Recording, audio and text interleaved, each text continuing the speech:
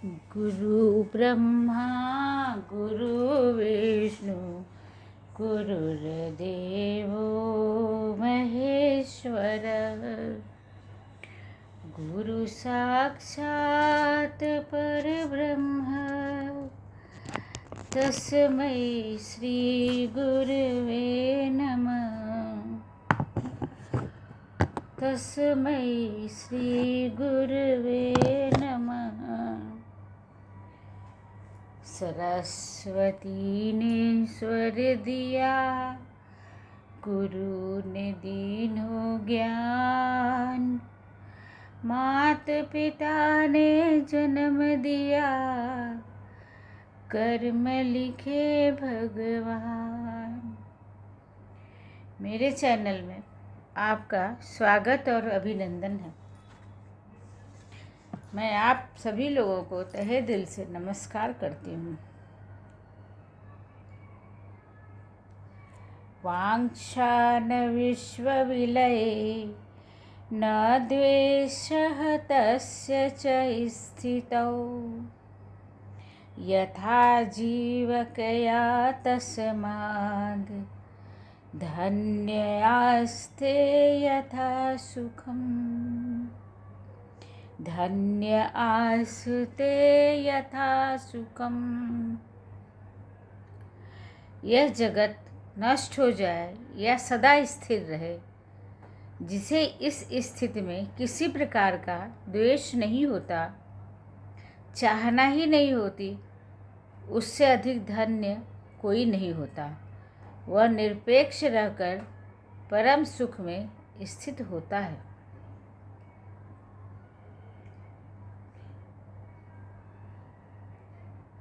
जो कुछ भी नष्ट हो जाए इस वैचारिक जगत में विवेचना है।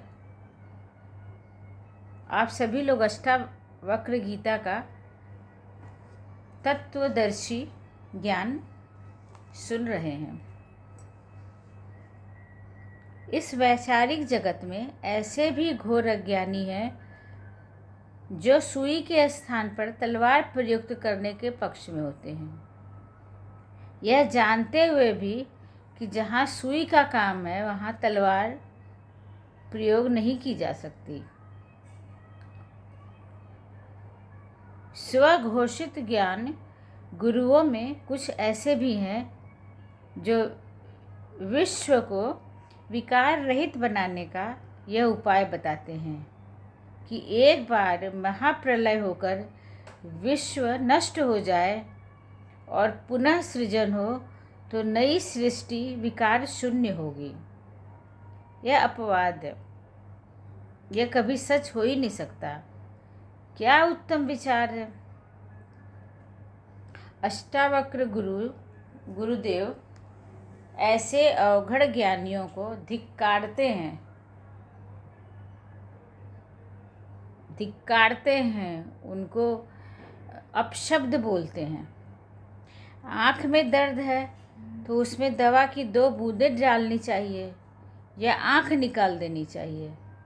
अगर विकार हमारे मन चित्त में आया है तो हम अपने विकारों को दूर करें, न कि इस संसार को नष्ट होने की कामना करने। ना ये संसार नष्ट हो जाएगा फिर नई सृष्टि बनेगी, उसमें सभी लोग विकार शून्य होंगे। ऐसा तो हो ही नहीं सकता कभी। जो काम उदार चित्त होने से हो सकता है उसके लिए इतनी विभीषिका को आमंत्रण क्यों देना। उदार चित्त बनाओ। जितने उदार होगे उतने विकार कम होंगे। उदार चरिता नाम तु वसुधैव कुटुंबकम। उदार मन को आत्मा की अनुभूति होती है और आत्मा निराकांक्षी है। उसकी कोई आकांक्षा, कोई इच्छा नहीं है। उसके लिए जगत का कोई अस्तित्व नहीं। जगत नष्ट हो जाए तो दुख नहीं, जगत रहे तो सुख नहीं। हानि हो तो दुख नहीं, लाभ हो तो सुख नहीं। जन्म हो तो सुख नहीं, मृत्यु हो तो दुख नहीं। वो दुख सुख से परे है। सदा स्थायी रहे तो हर्ष नहीं, ऐसा आत्मज्ञानी ही यथा सुख में स्थित होता है। यही आत्मबोध है, यही आत्मज्ञान है।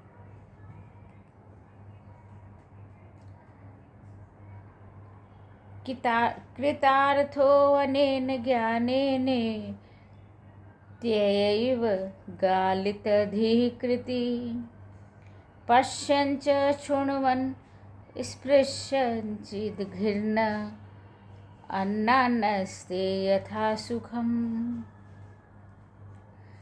जो आत्मज्ञान से परिपक्व हो गया, कृतार्थ हो गया, जिसको सद्गुरु मिल गया, उसको आत्मज्ञान मिल गया। और जिसकी बुद्धि भी नष्ट हो चुकी हो, वह देखकर, सुनकर, छूकर, सूंघकर व खाकर अर्थात सभी इंद्रियों को निर्लिप्त होकर बरतता हुआ भी परम सुख में रहता है। जो आत्मज्ञान से कृतार्थ हो गया, धन्य हो गया, और जिसकी बुद्धि भी नष्ट हो चुकी हो, वह देखकर, सुनकर, छूकर, सूंघकर व खाकर अर्थात सभी इंद्रियों को निर्लिप्त होकर बरतता हुआ भी परम सुख में रहता है। विवेचना: क्या आत्मज्ञानी को कर्म रहित हो जाना चाहिए? यहाँ पे ये प्रश्न उठता है कि जिसको आत्मज्ञान हो गया, क्या उसको कर्म रहित हो जाना चाहिए? नहीं, गुरु जी ऐसा नहीं कहते। वो कहते हैं आत्मज्ञानी को कर्म से विमुख नहीं होना चाहिए। आत्मा का साक्षी स्वरूप देह है और देह के संपादित कर्म कर्तव्यपूर्ण होते हैं। अष्टावक्र आत्मज्ञानी को देह छोड़कर मुक्त हुआ नहीं मानते हैं। वह कर्मण्यता की बात करते हैं। कर्तव्य विमुख होने को वे ज्ञान नहीं मानते। वे कर्म करने के विरुद्ध नहीं, बस कर्म में आत्मलिप्तता न रहे और कर्मफल की चिंता न रहे।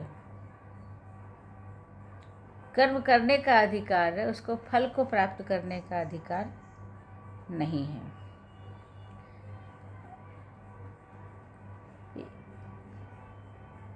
ये इसमें आत्म की कोई भूमिका नहीं होती। अपरिहार्य भोग मानव के लिए है, अनावश्यक नहीं।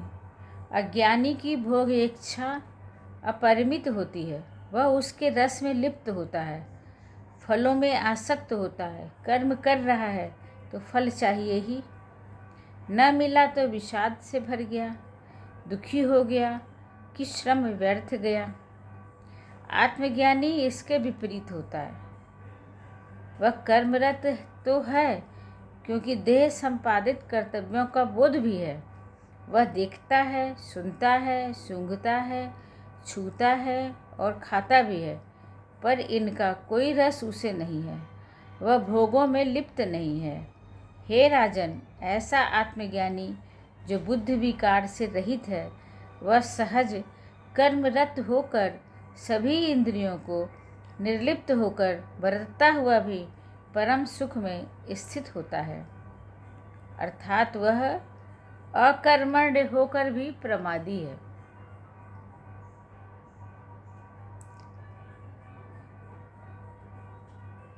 इसी के साथ मैं विराम लेती हूँ। नमस्कार। आप सभी लोगों को प्रणाम, छोटों को आशीर्वाद, प्यार और दुलार। उम्मीद है आप सभी लोग सुन रहे हो। अगर आपने सब्सक्राइब नहीं किया है तो इसको सब्सक्राइब करें और अपने कमेंट दे करके मेरा उत्साह का वर्धन करें, ताकि मैं जो हूँ कुछ और पुस्तकों का, त्रेता युग के पुरानी पुस्तकों का, शास्त्रों को आप लोगों को सुना सकूं। जब मेरा उत्साह वर्धन होगा तो मेरा और चीज़ें करने की आशा बढ़ेगी और उन ग्रंथों को मैं खुद भी समझूंगी और आप लोगों को भी समझाने की चेष्टा करूंगी। नमस्कार।